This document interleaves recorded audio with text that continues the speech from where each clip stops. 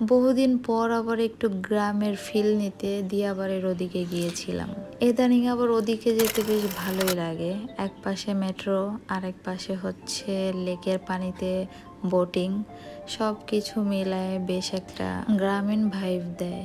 তো এই জন্যই চলে গেলাম একটু ওদিকে ঘুরতে, আমি লাম আর হচ্ছে ওয়াসি। তো যেতে যেতে দু বোনে অনেক গল্প করছিলাম। লামিয়ার একটা বিষয়ে অনেক অভিযোগ ছিল, সে সেগুলা বলতে বলতে যাচ্ছিল। ভিডিওটা যখন করেছিলাম তখন আমি মেট্রো রেলে উঠিনি, কিন্তু এই ভিডিও করার পরে মোটামুটি 2-3 বার ওঠা হয়ে গেছে। তো তখন যখন ভিডিওটা করেছিলাম তখন তো আমি উঠিনি, সো আমার ওই দেখতেই খুব ভালো লাগতেছিল। তো ওঠা পরে মনে হলো যে ওটা দূর থেকে আমার কাছে সুন্দর লাগে। ওঠা পরে আমার কয়েকটা জিনিস খুবই বাজে লাগছে। তার মধ্যে প্রথম হচ্ছে খুবই খুবই ক্রাউড, তারপরে মোটেই বসার কোনো জায়গা পাওয়ার মতো অবস্থা থাকে না, আর প্রতিটা স্টেশনেই খুবই শর্ট টাইম স্টে করে। সব মিলে আমার কাছে খুবই হজবরল লাগছে। কিন্তু হ্যাঁ, অনেক সুবিধাও আছে এর মধ্যে, যেমন খুবই শর্ট টাইমের মধ্যে এক জায়গা থেকে আরেক জায়গায় পৌঁছানো যায়। এটা খুব বড় সুবিধা আমাদের জন্য।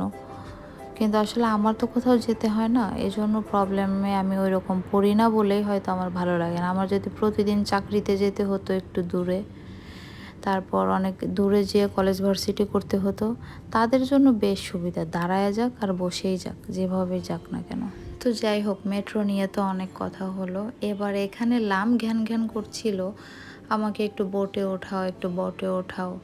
এটা কোনো কথা ভাই? ছোটোবেলা থেকে মোটামুটি পানির মধ্যেই বড় হয়েছি একরকম বলা যায়। কারণ আমাদের বাসার পাশে এরকম সুন্দর একটা লেক ছিল, অনেক বড় একটা লেক ছিল, দুই পাশেই, আর মাঝখানে ছিল রাস্তা। বর্ষার টাইমে মাশাল্লাহ ভাই কোমর পানি হয়ে যেত।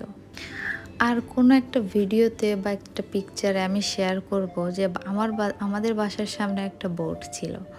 তো ওই বোটে আমরা যে কত ঘুরছি ওই লেকে, আমার বাসার সামনের লেকে। তো আমাদের ওই লেকটা এখন অনেকটাই ভরাট করে ফেলছে সরকার থেকেই।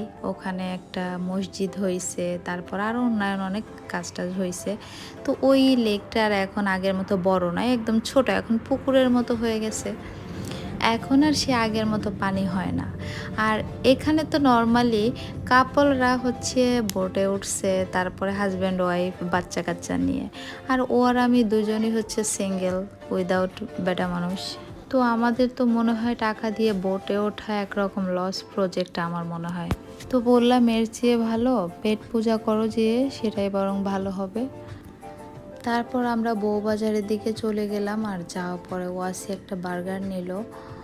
বার্গারটা মেবি 100 টাকা ছিল, বাট অত বেশি ভালো ছিল না, আর 100 টাকায় কী বা পাওয়া যাবে। তারপরেও ওয়াসির জন্য ঠেলে ঠুলে চলে যায় আর কি। আর লাম নিয়েছিল চিকেন চাপ, আর আমি হচ্ছে চিকেন তান্দুরি টাইপের কিছু একটা হবে ওটা, যাই হোক। তো পরে হচ্ছে দুজনে ওখানে বসে খাওয়া দাওয়া করলাম, আমি ওরটা একটু নিলাম। তো বাসার যাওয়ার টাইমে পাস্তা আর ওয়াসির জন্য হচ্ছে ফ্রেঞ্চ ফ্রাই নিয়ে আমরা এখন বাসার দিকে চলে যাব। 7টা বেজে গেছে, আর বাসা থেকে হিউজ কল আসা শুরু হয়ে গেছে। 4 বছরের বাচ্চা একটা নিয়ে ঘুরি, তারপরেও বাসার সবাই ভাবে আমরা এখনো পোলা পাইনি। কি আর বলবো, দুঃখের কথা। তো যাই হোক, আজকের মতো এখানে আমাদের ঘোরাফেরা শেষ। Thanks for watching. নেক্সট ভিডিওতে আবার আসবো। Ta-ta and by.